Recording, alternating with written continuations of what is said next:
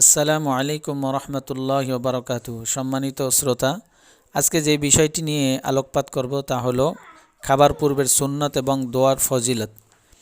সম্মানিত দর্শক, বেঁচে থাকার জন্য প্রতিদিন বেশ কয়েকবার আমাদের খাবার খেতে হয়।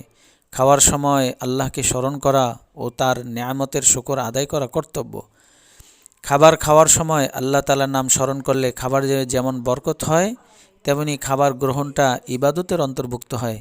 রাসূলুল্লাহ সাল্লাল্লাহু আলাইহি ওয়াসাল্লাম বলেছেন, একজন মুসলিম তার সব কিছুতেই সওয়াবের অধিকারী হয়, এমনকি তার মুখে খাবারের যে লোকমা আহরণ করে থাকে তাতেও সে সওয়াব পায়।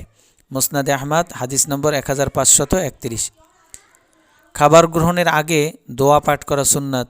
রাসূলুল্লাহ সাল্লাল্লাহু আলাইহি ওয়াসাল্লাম বলেছেন, যে খাবারে বিসমিল্লাহ পড়া হয় না সে খাবারে শয়তানের অংশ থাকে, সেই খাবার মানুষের সঙ্গে শয়তানও ভক্ষণ করে।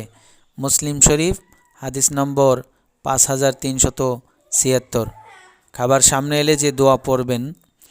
আমর ইবনে আস রাদিয়াল্লাহু তাআলা আনহু বলেন, খাবার সামনে এলে রাসূলুল্লাহ সাল্লাল্লাহু আলাইহি ওয়াসাল্লাম এই দোয়া পাঠ করতে বলেন, আল্লাহুম্মা বারিক লানা ফিমা রাযাকতানা ওয়া কিনা আযাবান নার। এই দোয়াটির অর্থ হলো, হে আল্লাহ, আপনি আমাদের যে জীবিকা দান করেছেন তাতে বরকত দিন এবং আমাদের জাহান্নামের শাস্তি থেকে বাঁচান। আল আজকারুন নবুওয়াহ কিতাবের হাদিস নম্বর 5556। খাওয়ার শুরুতে পড়ার দোয়া, বিসমিল্লাহি ওয়া আলা বারাকাতিল্লাহ। অর্থ, আল্লাহর নামে তার বরকতের প্রত্যাশায় শুরু করলাম। খাওয়ার পূর্বে দোয়ার ফজিলত দোয়া। খাওয়ার পূর্বে বিসমিল্লাহ বলা সুন্নাত এবং এটি খাবারের বরকত বৃদ্ধি করে। রাসূলুল্লাহ সাল্লাল্লাহু আলাইহি ওয়াসাল্লাম বলেছেন, তোমাদের মধ্যে কেউ যখন খাবার খায় তখন সে যেন বিসমিল্লাহ বলে, আর যদি খাওয়ার শুরুতে বিসমিল্লাহ বলা ভুলে যায় তবে সে যেন বলে বিসমিল্লাহি আউয়ালাহু ওয়া আখিরাহু। তিরমিজি শরীফ 1858 নম্বর হাদিস, আবু দাউদ শরীফ 3767 নম্বর হাদিস। কেউ যদি খাওয়ার শুরুতে বিসমিল্লাহ বলা ভুলে যায় তবে এই দোয়া পড়লে শয়তান খাবারে অংশ নিতে পারে না। উপকারিতা।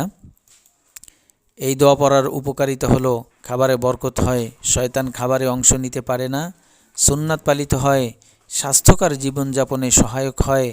খাবার পূর্বে এই দোয়া পড়া সুন্নাত ও অত্যন্ত গুরুত্বপূর্ণ, তাই প্রতিদিন খাওয়ার সময় এই দোয়া পড়ার অভ্যাস গড়ে তুলুন।